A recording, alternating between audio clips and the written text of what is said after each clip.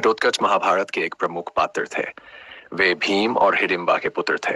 उनकी माता हिडिंबा एक राक्षसी थी, जबकि भीम पांडवों में से एक थे। घटोत्कच का नाम संस्कृत के शब्द घट और उत्कच से लिया गया है, जिसका अर्थ होता है जो एक घड़े के समान सिर वाला हो।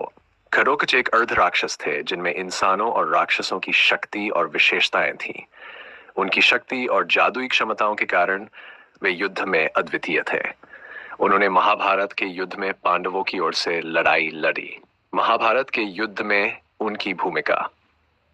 घटोत्कच ने कुरुक्षेत्र के युद्ध में पांडवों की ओर से महत्वपूर्ण भूमिका निभाई। उनके पास जादुई शक्तियां थीं, जिनका उपयोग उन्होंने कौरवों के खिलाफ युद्ध में किया। दुर्योधन और उसकी सेना के लिए घटोत्कच एक बड़ी चुनौती थे। उन्होंने कौरवों के शिविर में भारी नुकसान पहुंचाया। घटोत्कच ने कई मायावी युद्ध कौशल का प्रदर्शन किया, जिससे कौरवों की सेना में भारी तबाही मची। उनकी शक्ति और वीरता के कारण कर्ण को अपनी वसवी शक्ति, इंद्र द्वारा दी गई अमोघ शक्ति का उपयोग करना पड़ा, जो वह अर्जुन को मारने के लिए बचा कर रखी थी। इस शक्ति से ही घटोत्कच का वध हुआ। घटोत्कच की मृत्यु के बाद पांडवों ने कर्ण पर अपनी नाराजगी व्यक्त की, क्योंकि कर्ण ने अर्जुन के खिलाफ इस दिव्यास्त्र का उपयोग नहीं किया था।